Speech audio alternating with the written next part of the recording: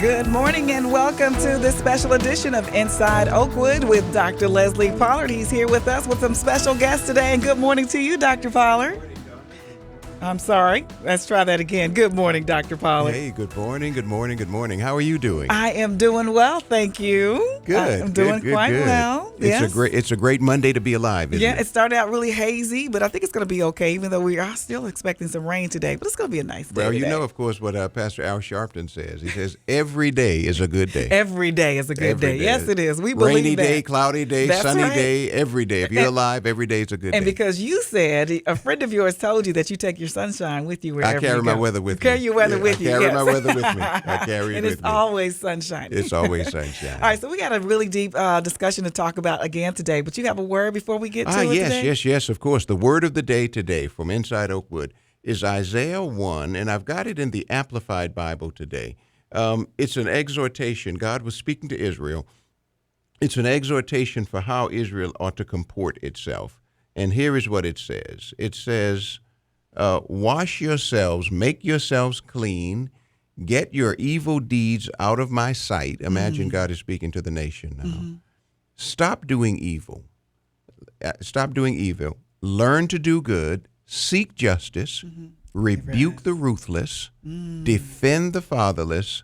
And plead for the rights of the widow in court. Wow. That's a powerful word. Yes, so let me tell you a story that illustrates how someone decided even years later that they would plead for someone who had no voice. In other words, the theme here is that people who have no voice need someone to have voice for them. Mm-hmm. Okay.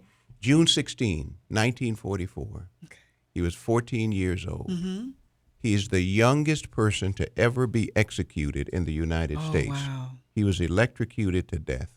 His name was George Stinney, African-American, 14 years old. He was the youngest person to be sentenced. He was 14 when he was executed in an electric chair. And during his trial, even on the day of his execution, he carried a Bible and he said he was innocent. But he had been accused, and here's what he had been accused of.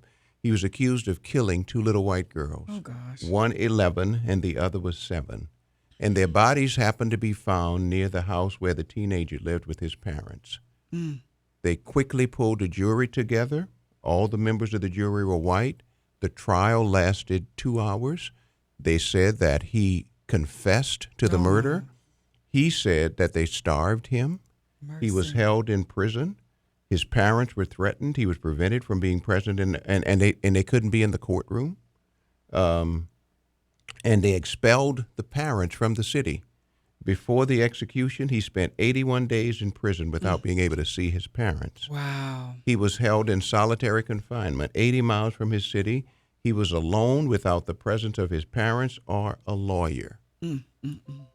But 70 years later, a judge in South Carolina vacated it, said that this little boy was innocent. Wow. 70 years later. Ooh. Someone took up the case because it was such a gross injustice. When we talk about these issues that are coming forward today, this has been a very long journey for the African American community. Yes. It didn't start just yesterday. But with the murder of George Floyd, it's very obvious that this has awakened international empathy. Yes. And so you see the marches that are taking place, whether they're in Spain or in France or in Italy, right, all around the world. And so we have people today who graduated from Oakwood who are engaged in the struggle, who are working every day, and we're happy to have them with us this morning. We're happy to have one of our illustrious graduates who's doing a great job in Detroit, Mr. Antwan Toson Knight. We all call him Antwan. But to have Antwan with us, he's the Dean of Students at Western International High School in Detroit. And, of course, he's the founder and president of an organization called Caught Up. And this idea of giving voice for the voiceless is exactly what he's doing. Wow. So we're proud of him. And, of course, he has a special guest, a young man named Stephen Perez. Perez? Yes, Stephen Perez, who's going to be with us, too, this morning to talk a little bit about how their social justice activism looks in the wonderful city of Detroit, Michigan. All right. Well, let's start with Antwan. Hey, Antwan. Antwan, welcome. Hello. I am here, strong. Oh, good, good, good. We are glad that you are here. We are glad that you are here. Welcome. So, Antwan, how have you been doing, and what have you been doing?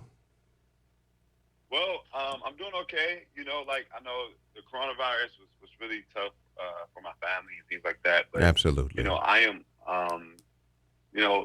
back at it, still going strong. In the community, and just recently we had the opportunity to be a part of these different protests in the city of Detroit, which was just it was a wonderful feeling. Antoine, Just Antoine, before we go too far, too, of course, I don't okay. think all of our Sorry. listeners know that you lost how many family members to the coronavirus? You lost a couple of. Yeah. So Yeah. yeah, I lost my mom Mm-hmm. and I Mm. lost my aunt to the coronavirus, Wow. Yes. and they both had different journeys with it as well. But they kind of went in around the same time in the hospital, and they died like a week apart. Mm. And then I also lost my uncle. He died from natural causes Mm-hmm. during that same time. But we lost three family members, Wow. during that time. Wow. Well, we and you certainly have our In sympathies. our prayers, We were able to yes. talk back then and to have prayer together. I'm Mm. so sorry for your losses, Antoine. And in spite of those losses, you still find yourself carrying on the ministry outreach for justice and equity and inclusion. And we appreciate that. So you've been very active. As a matter of fact, I was watching CNN and there was a cutaway scene to the crowd, and I saw you out there. Yeah, I said, I know him. yeah, That's our graduate. What year did you graduate, yeah. Antoine? What year did you graduate? I graduated in 2012. Mm. 2012, just 8 Okay. years ago. Wow. Mm. Yes, Mm. sir. Mm. Yeah. Yes, Okay. sir. So tell us about your journey then. Tell us. So you've been Oh, active and involved in the marches and the protests, and of course your ministry organization caught up. We'll also talk about that. okay. Yeah, so I can start with the protest as well. So, I, originally, I went out because, I originally was going to go to Minneapolis, but I was like, we saw a lot of things happening. I was like, well, I could probably just contribute to what's going on in Detroit. And so we did, we went out in March on Friday. It started last Friday, and we went out, took a few of my mentees out, and we marched. And I noticed that, so when the march, when it got late, it began to change. Like, Mm-hmm. so Mm-hmm. it became like from a protest to almost like a mob. It was just like crazy to see the change. And so, I went from like just documenting it, like, yo, let me show people. And I remember that first day, like, it was like 10,000 people watching my live, Wow. seeing, like, because there wasn't a lot of media out there at the time. They were Mm-hmm. like rushing to get out there once they realized what was happening. Mm. But it was the first time the Detroit police showed riot gear. It was like, it was a crazy experience. And then, the second day was a day that even the mayor says we thought we almost lost the city. Mm. Like, it was a much bigger crowd, and it was a much bigger clash with police. And people tried to vandalize stores. People tried to do certain things. But what we ended up doing was we pushed, like, we were able to keep the calm. And my role changed from being a protester to like trying to help keep the peace, trying to keep the clash from the police, trying to keep young men from going to jail during that time. Mm-hmm. And so, after those 2 days, the mayor, he enforced the curfew because he felt like it was just like when it gets nighttime, the crowd changes and they can't control it. Mm-hmm. And so, and that's how, Stephen Perez, he kind of jumped in because a lot of people didn't want to follow the curfew. A lot of people were just like, no, we're going to fight. We're going to stay out here no matter what, because that's all right. But then, that's how I met Stephen Perez, because he kind of jumped up and shouted through his megaphone like, no, we're going home. We're going to be safe. We're not going to be harmed today, Mm-hmm. and we can live to fight another day. And, it just, so I was introduced to that young man, and then, from this point on, I just been kind of like doing what I do, like try to mentor him, trying to help him and connect him with different people, because as you all can see, he's a very popular kid right now. So. Yeah. Yeah, We very want much to so. hear from him. Yeah, we do. Can he? We Can do. he? He's on the phone with us, Mr. Perez, 16 years old. How you doing this morning? Oh, how much was that? I'm sorry. Oh, my bad. I said I'm fine. How much was that? Doing good. So we want to hear about that experience and what was going through your mind. Tell us what happened. So it was a large gathering. There was was a lot of people for the protest that were marching with us. And we started from downtown, we went up Michigan, and we went through Southwest through Vernon. There was a lot of people, and we were walking. There was like confusion because some people wanted to go back downtown, so they didn't want to go to Southwest to keep the people safe, and there's other ones that kept pushing. So I had to be able to coordinate both sides to get them walking down down Vernon so I can get to Livermore and take them down to Michigan to get back downtown for it to be a safe, travel. And then there was a whole bunch of people that were, behind us. They said over 1,000. Mm-hmm. And when we were going, there was organizations within the crowd, of course. But there were me and a couple of friends, Gabby, Jacob, Chris, just a couple of names that I can name off. And we were in the front line with everybody behind us.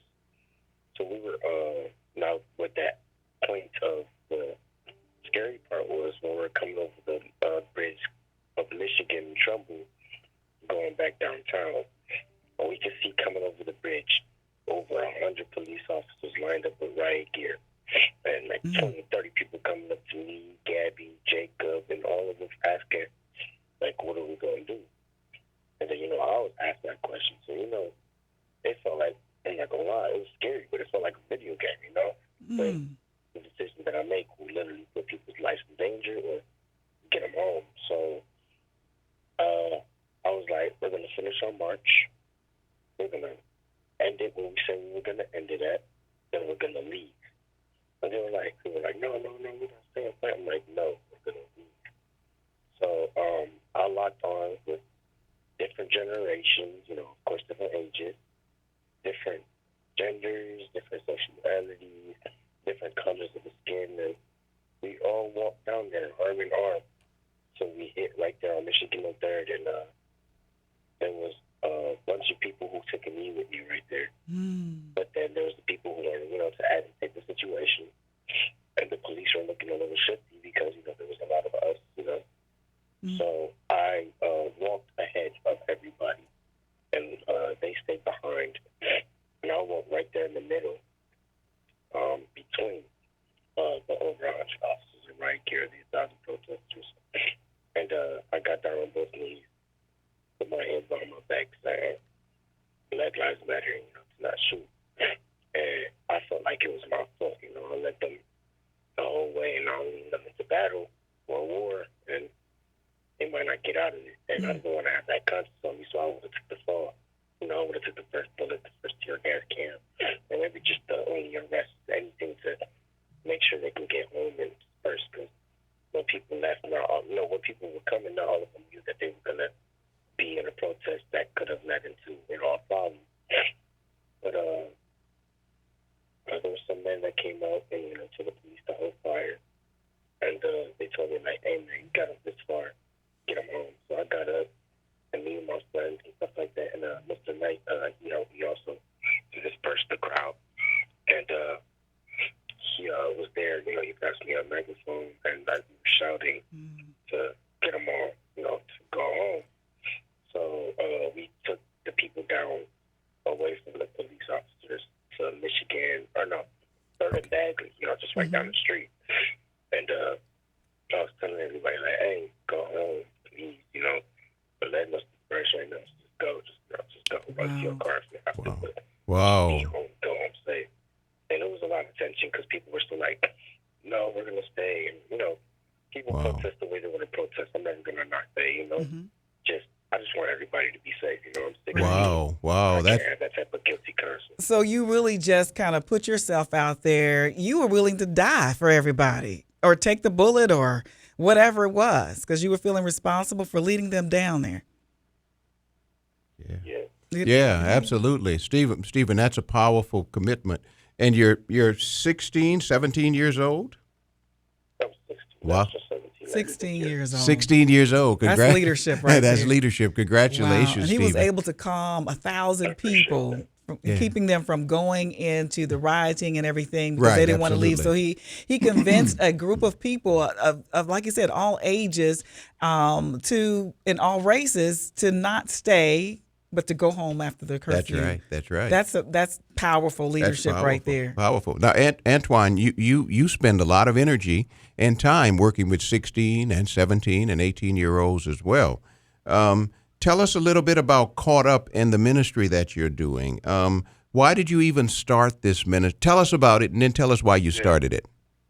No, absolutely, absolutely.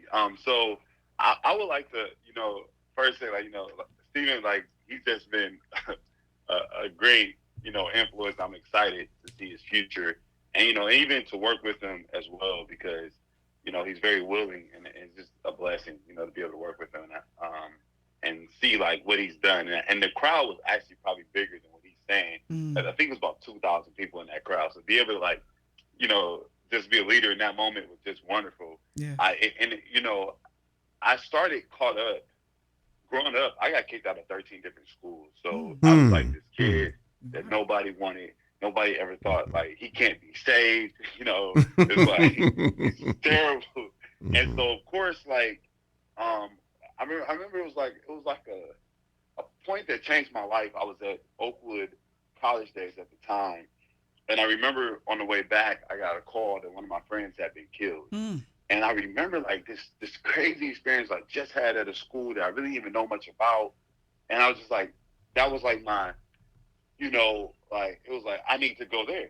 That's where I need to go to school. I need to get out of Detroit, go there. And so what ended up happening was I went down to Oakwood.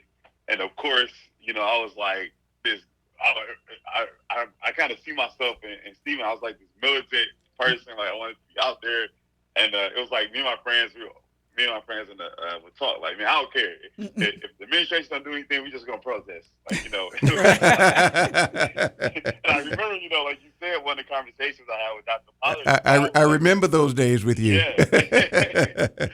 The conversations we had, so you tell me what you're against. And I'm telling you, I use that to this day. Yeah. It's a lot of people can tell you, what they're against, and we're against this, we're against that. But it's all right, so now you have this was always, because a lot of the news media outlets have been hitting me up for, for stories.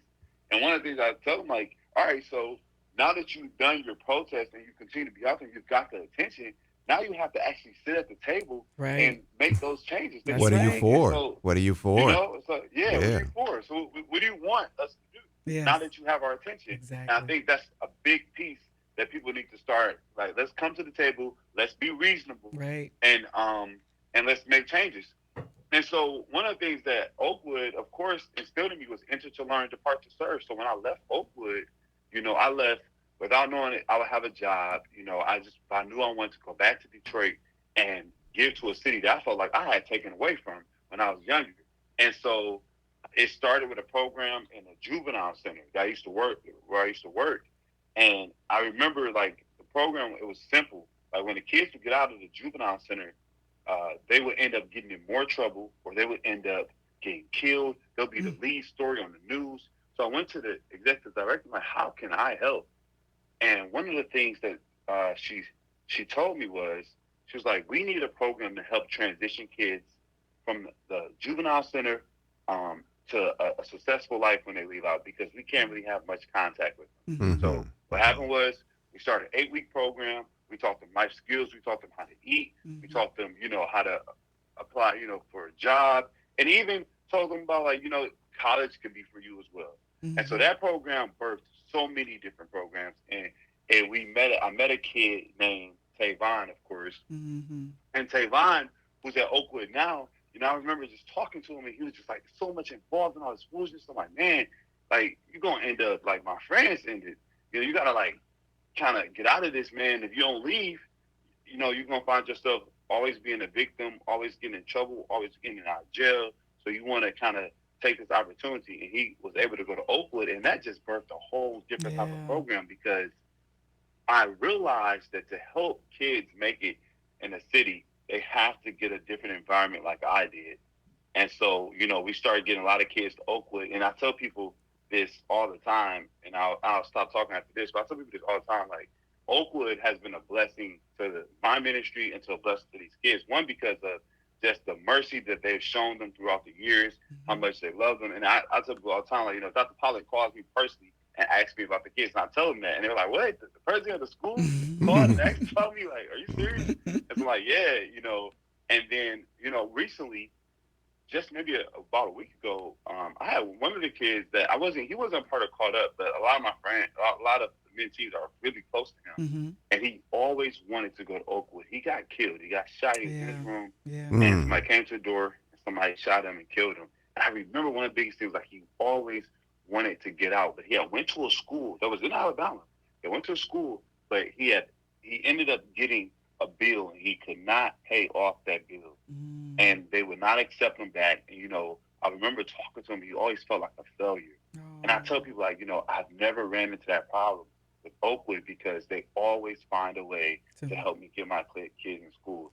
And so I think that's one of the biggest things that I can say is the accomplishment of our program, is making sure that our kids are getting an education, because once you expand their mind, the world is theirs, and they can do better. And that's what I appreciate most about Oakwood and Caught Up. So, Antwan, what are you teaching the kids, the young people now, about police brutality, protesting, looting, and riots and things like that, as it relates to what our nation is currently facing?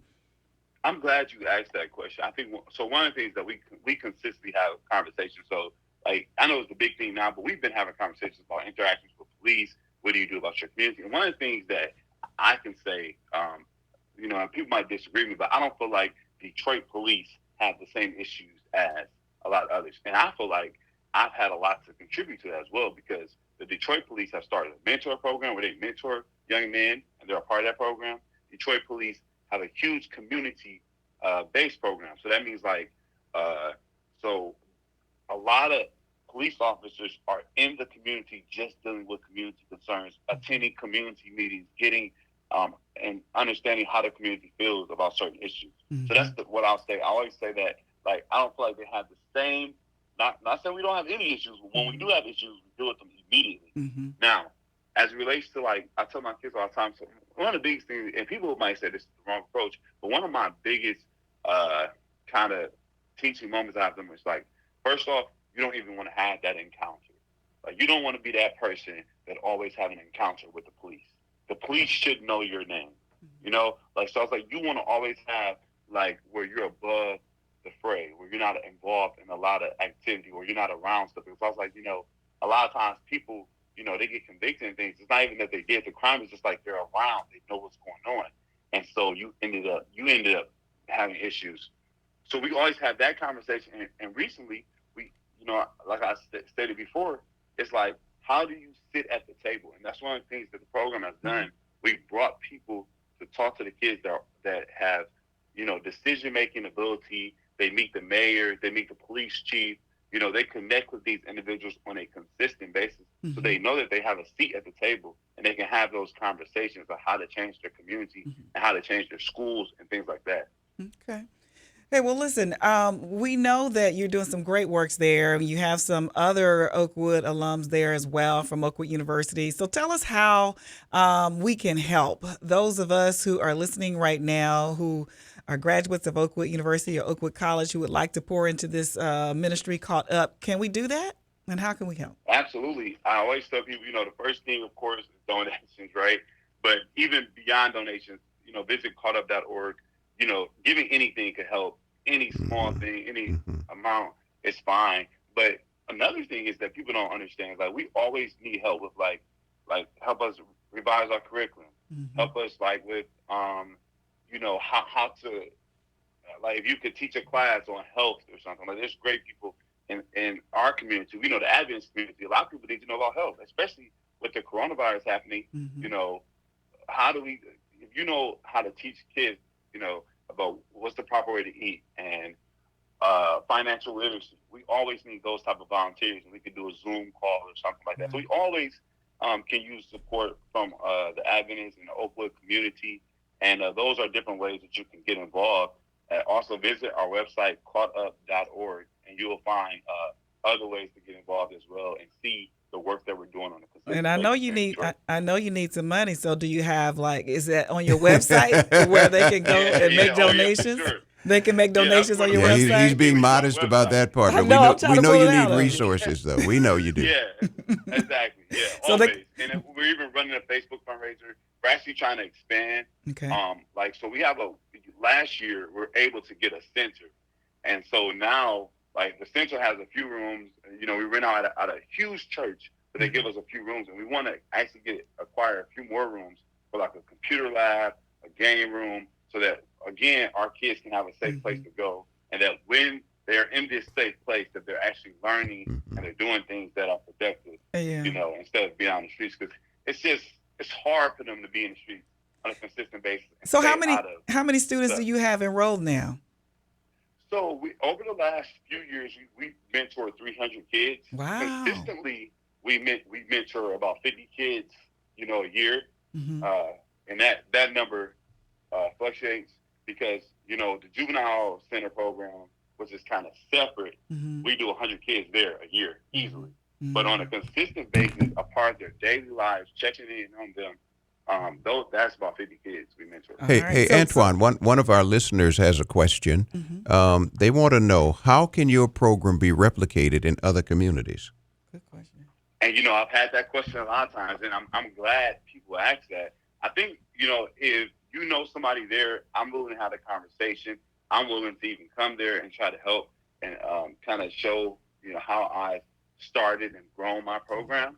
But I believe it definitely should be replicated. And I also ask people, you know, to get involved. There's other programs, you know, and I love my program because of the way we are a part of their lives. And I've learned that you have to be a part on a consistent basis. Like, these kids have to make daily decisions on how to stay out of foolishness.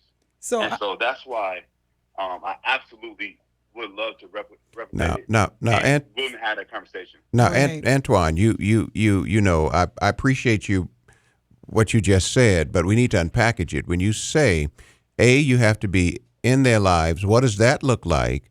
And then B, as we get ready to close, you say you're trying to keep them out of foolishness. Now, foolishness is a catch-all for lots of different kinds of activities. But what are we talking about, so listeners will have a sense, and then we're going to wrap up. Well, absolutely. So one of the things I would say about being a part of their lives, and I can just tell you, is that we make sure that not only are we just meeting with them on a weekly basis before the coronavirus, but we would check on them in school. So we have like mentors that will go to the schools and check and make sure they're doing well.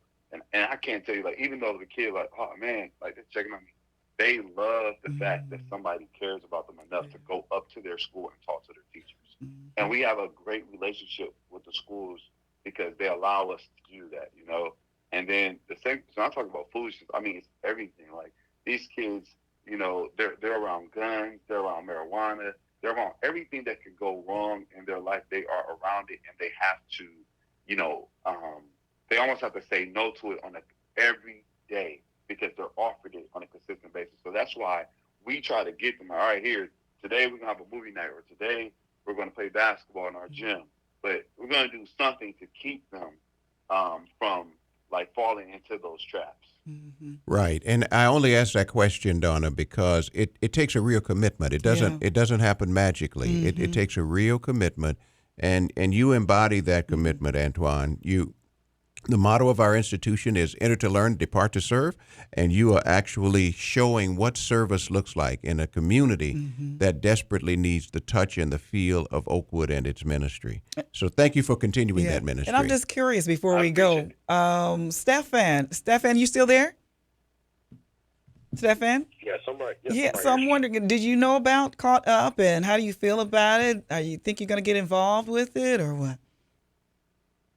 Say that. Sorry, repeat the question. I couldn't hear you. The Caught Up program that Antwan is running, do you think you'll get involved with that program? Oh, yeah, definitely. Everything Mr. Knight is doing towards the community and stuff like that. You know, he invited me, to take part in, such as his mentoring group. I might, actually be one of his mentees soon enough and stuff like that. He's doing stuff with the community before all these protests, but at least this way, he can make sure that he's keeping the peace, and that's what he's been doing. Actually, like I said, on Monday, he helped me get people home that night. So whatever he's doing is for the community. He already knows I'm there 100% to back him. Thank you so much, both of you, for being with us, Dr. Pollard. That was a wonderful conversation and That was discussion. a wonderful conversation. Our And may street- their tribe increase, right? Yes, Isn't that the word we use? absolutely. We say may their tribe increase. Antwan, Stefan, thank you so very much for being with us today. And may God bless the work that you're doing. And Antwan, thank you for having entered to learn and departed to serve. This has been Inside Oakwood with Dr. Leslie Pollard. Meet us again on Thursday for another special edition coming up on Morning Joy.